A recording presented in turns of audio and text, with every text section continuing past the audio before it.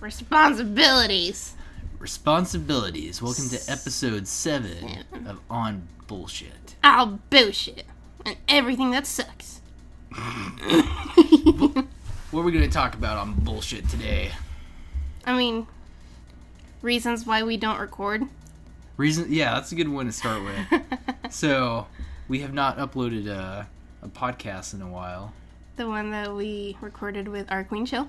Yes, and I'll be right on that this week, but we've both been busy because we have lives. Also, I've been slowly dying. She's been slowly dying. You're sick.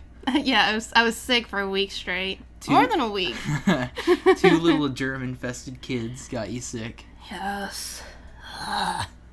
And you love them to death, but you're also going to kill them. I am going to murder them. In my dreams, probably. Fratricide is not nice. No, that's when you kill your parents. Yeah. I can never do it. No. That's too much paperwork. I hate paperwork. No one likes paper. It's because it's responsibility. It is, and that's a lot of shit you gotta remember. You gotta fill in all the boxes, dot your I's and cross your T's, just to get out of being charged for murder. I could probably do that at this point, because I just feel like with all this other business I've been handling, it would just be another thing on the list to cross off, and I could just say, fuck it, let's do it. What have we learned this week? Responsibilities suck. Never own a business. Yeah, I'm developing a new appreciation for business owners. I still have my arguments and my views on tax policy and all that stuff, but running a business is fucking hard. It's fucking shit. It is awful.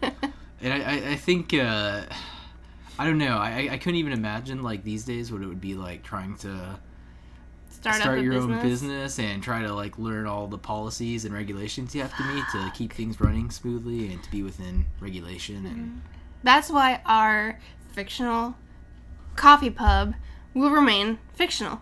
See, I think we could actually do that because I don't think that would be so bad. Probably. It's it would be a home-owned little business, not necessarily a large corporation. Exactly. You know what would be shit if you had a bank up and running, that'd be great, right? Because it should be fairly simple to keep money. You just keep people invested in it, and you make little investments with people's money. And so, as long as you don't get too speculative with spending, then it should just be bringing in money. Yeah, if you don't invest in something that just bombs out of nowhere. Exactly. It seems like an easy business to run, but setting it up, it seems would be a pain in the ass. A giant pain. It'll be just not even just one thorn in your side, a bushel of thorns in the same place on your side. There's 8,000 financial regulations you'd have to learn about and try to... And remember. Exactly. And figure out the legalese first.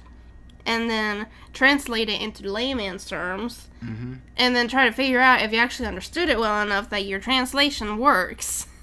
Otherwise, you're up shit creek. That's why you hire a team of CPAs and attorneys, I guess. Yeah, and then go into debt for the rest of your life with them. Yeah, it's not fun. No. But we're not just going to talk about the bad. There are good to businesses, too. Making money, generally. Money. Unless the entire world goes back to a bartering system, in which case money is useless. Money is useless. I like those words.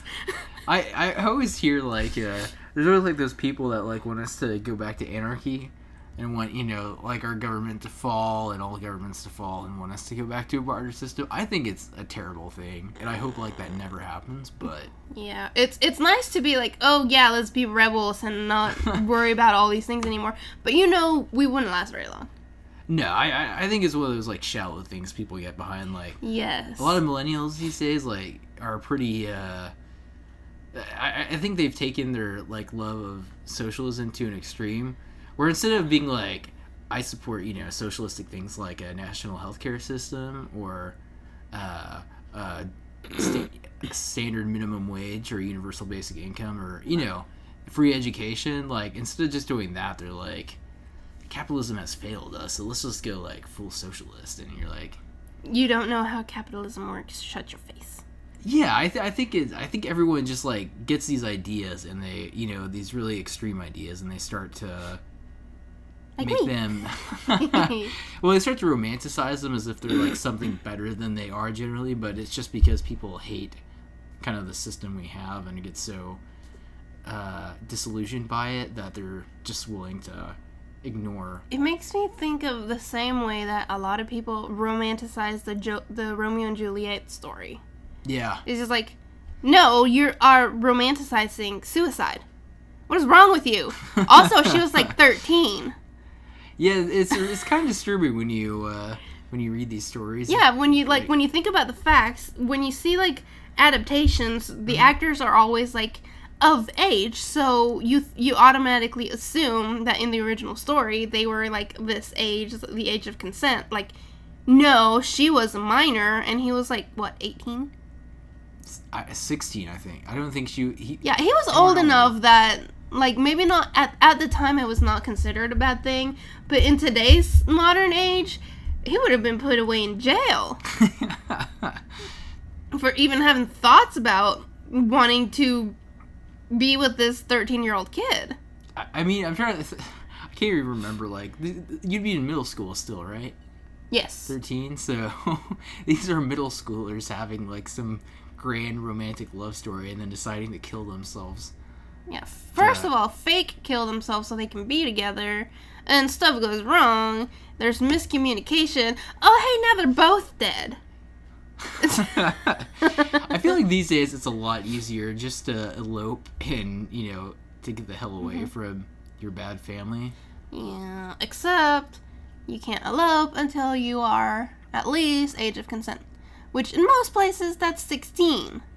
I think there's one state where that's 14 in the United States. Oh, is that right? Yeah. Dang.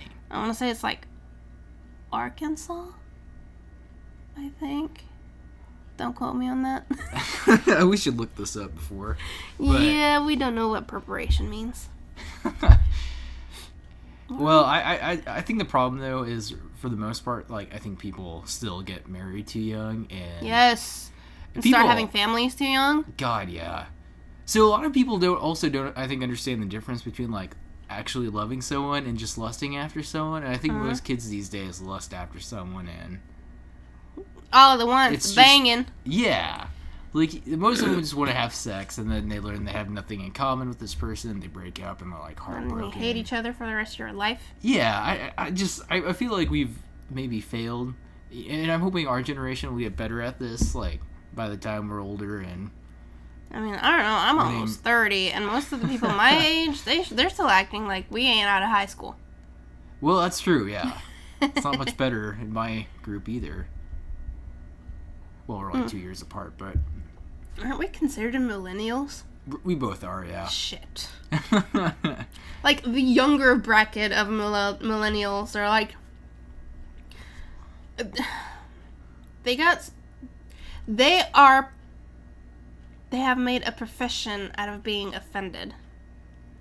Like, not necessarily our age group range, like... within 5 years above and below us. Mm-hmm. Slightly younger than that, they're like, that's where the social justice warriors are coming from. All the people that got all butthurt when whoever decided that Pluto's not a planet. Because it's smaller than Texas, isn't it? I think it's probably bigger than that, but it's just... I mean, it is what it is, right? Yeah. If it's not a planet, it's just a celestial body. Like, who cares? Yeah. If science is that important to you, then you just accept the fact that this isn't a planet and get the fuck over it. Right? But instead, you have this idiotic movement to, like, try to force the science community to acknowledge it as a planet and keep it that way just because some people, for some reason, can't get over their feelings hurt over it? Yeah. Or because, they memorized the list and position of all the planets in our solar system. Now there's one being cut off, and they didn't like that.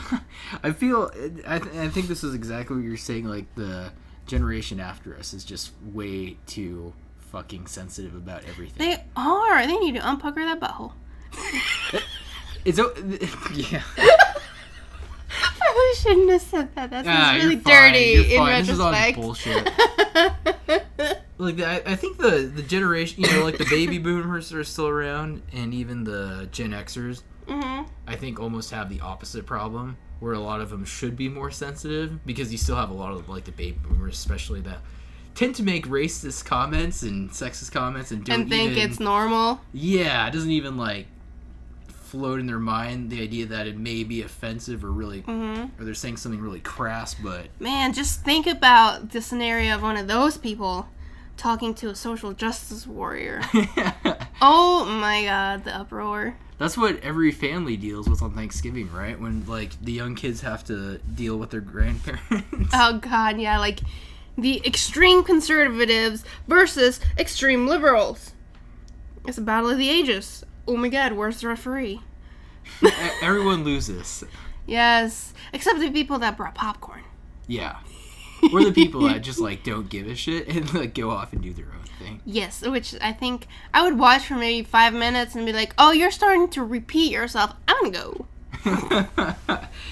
I just find too many people, like, the people, you know, that are most passionate generally, and the ones that, like, really want to argue and get in your face about stuff, are the ones that don't know anything. Yeah, the ones who have, like, a very, like, scrape the surface on what the issue is that they're trying to argue about, and act like...